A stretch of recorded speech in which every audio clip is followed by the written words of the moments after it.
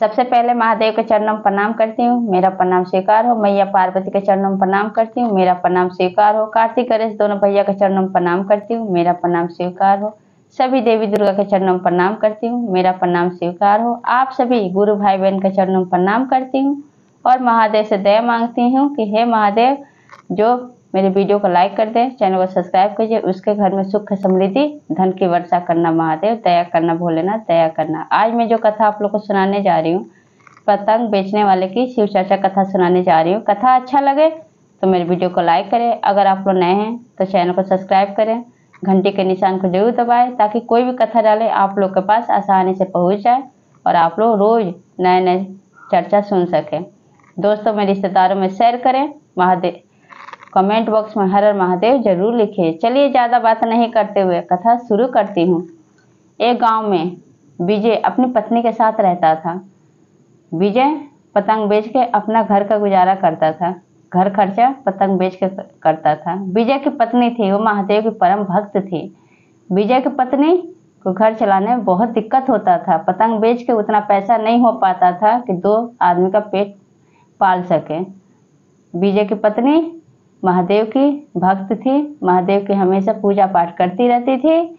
और विजय की पत्नी रोज अपने पति से कहती, विजय से कहती कि आप कोई अच्छा काम क्यों नहीं कर लेते, पतंग बेच के घर का खर्चा नहीं चल पाता है सही से। तब विजय रोज सुनता था और रोज बात को टाल देता था, बात को सीरियस नहीं लेता था। और इस बात से रोज उसके घर में दोनों में तू में होता था। फिर कुछ दिन गुरु भाई बहन ऐसे बीता। फिर कुछ दिन बाद, एक दिन की बात है, फिर विजय की पत्नी ऐसे कहती है अपने पति से कि बताओ, आप पतंग बेच के घर का खर्चा नहीं चला पा रहे हो, 2 लोग का पेट नहीं पाल पा रहे हो, आप कोई और काम क्यों नहीं कर लेते। महादेव आपको 2 हाथ दिए, 2 पैर दिए, इतना सुंदर शरीर दिए, आप कोई और काम क्यों नहीं कर लेते। तब विजय क्या कहता है अपनी पत्नी से, तुम भी तो महादेव की पूजा पाठ करती हो, महादेव की शिव शिष्या हो, तो महादेव हमें कोई और रास्ता क्यों नहीं दिखाते हैं, हमारी गरीबी दूर क्यों नहीं करते हैं, हमें गरीब से अमीर क्यों नहीं बना देते हैं। इस तरह से विजय ताना दे देता है अपनी पत्नी को। जब ये बात सुनती है विजय की पत्नी तो कहती है कि भगवान को ऐसे ताना नहीं दिया जाता है, भगवान को कभी दोषी नहीं बनाया जाता है। आप जब कुछ नहीं करना चाहते हैं तो इसमें भगवान दोषी थोड़ी ना होते हैं। लेकिन विजय इस बात को नहीं मानता है और ये बात बोल के वो दुकान पे चला जाता है पतंग बेचने। कैलाश पर्वत बैठे मैया पार्वती और महादेव दोनों इस बात को सुनते रहते हैं।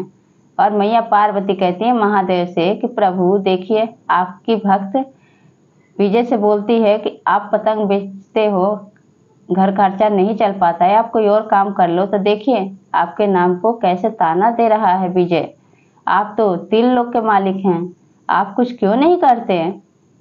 तब महादेव क्या करते हैं कि उसी दिन एक महात्मा के रूप में विजय के दुकान पे जाते हैं तो वहाँ एक पतंग खरीदते हैं। विजय से कहते हैं मुझे एक पतंग दे दो, मुझे पतंग चाहिए। विजय एक पतंग पैसे से दे देता है, ले लेते हैं। कहते हैं कि पतंग जो है गजब का निराला है, अजीब सा चमक है और इसमें लाइट जल रहा है। अब ये बात सुन के विजय को बहुत आश्चर्य होता है।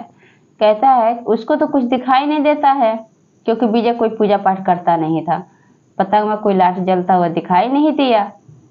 फिर वहां से जब महात्मा लेके पतंग चले जाते हैं तो कुछ ही देर में वहां पे 3-4 लाइन खड़ी हो जाती है पतंग के लिए। पतंग उसके पास थोड़ा रहता है, पतंग बिक जाता है। फिर कितने सारे लोग पतंग लेने के लिए खड़े रहते हैं, कहते हैं कि मुझे पतंग चाहिए। तो विजय कहता है पतंग तो थोड़ा ही था, बिक गया, अब नहीं, अब जाऊंगा ले आऊंगा तभी तो बेचूंगा।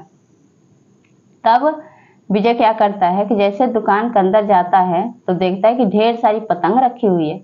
फिर पतंग ले जाके बेचने लगता है। सब लोग जो भी लेते हैं पतंग तो कहते हैं विजय, तुम इस पतंग में ऐसा क्या किए हो, गजब का चमक है, गजब का इसमें चमक है और अजीब सा इसमें लाइट जलता है। लेकिन विजय को तो कुछ दिखाई नहीं देता था। सब ऐसे बोल बोल के सारी पतंग बिक जाती है और लेकर सब चले जाते हैं। उस दिन बहुत सारा पैसा की कमाई होता है। पैसा लाके जब अपनी पत्नी को देता है तो पत्नी खुश हो जाती है। तब कहती है विजय की पत्नी कि ऐसा कैसे हो सकता है कि पहले आप पतंग की बिक्री करते थे तो इतनी कमाई नहीं होती थी, और अब इतनी कमाई कैसे होने लगी? तब विजय कहता है कि पता नहीं, मेरी दुकान पे जितने लोग आते हैं पतंग ले जाने, कहते हैं इसमें अजीब सा चमक है, इसमें लाइट जलता है, लेकिन मुझे तो कुछ दिखाई नहीं देता, लेकिन बाकी सभी ही लोगों को दिखाई देता है। तब कहता है विजय अपनी पत्नी से कि तुम तो महादेव की परम भक्त हो, तुम महादेव से दया क्यों नहीं मांगती? क्या पता महादेव हम लोग को भी दिखा दे, आखिर इस पतंग में कैसा लाइट जलता है, किस तरह से लाइट जलता है। तब विजय की पत्नी जब महादेव को नमन करती है, महादेव की भक्त थी, शिष्या थी, तब महादेव क्या करते हैं, कैलाश पर्वत से 2 बत्ती जलते हुए आती है रोशनी, और दोनों का आंख में लग जाता है, और देखते हैं कि पतंग जो था एक गजब का चमक, सुनहरा चमक, और उसमें एक अच्छी सी सुंदर सी लाइट जल रही थी। अब देख के विजय का खुशी का ठिकाना नहीं रहता है, और महादेव से माफी मांगता है, और फिर क्या करता है कि रोज नित्य प्रतिदिन विजय जाता है दुकान पे और पतंग बेचने लगता है। रोजीना की तरह उसका और भी पतंग बिकने लगता है। एक छोटा सा दुकान से बहुत बड़ा दुकान विजय का बन जाता है। तब विजय को समझ में आ जाता है कि कभी भी भगवान को नहीं ललकारना चाहिए, कभी भगवान को ताना नहीं देना चाहिए। जो विजय की पत्नी थी वो सच्ची भक्ति करती थी भोलेनाथ की, महादेव की, इसलिए महादेव एक महात्मा के रूप में विजय का दुख दूर करने आए। इसलिए गुरु भाई बहन, मैं भी यही कहूंगी, कभी किसी भगवान को ताना नहीं देना चाहिए, नहीं ललकारना चाहिए। तो ये कथा आप लोगों को कैसा लगा कमेंट बॉक्स में जरूर बताएं, और सब बोलिए हर हर महादेव, मैया पार्वती की जय।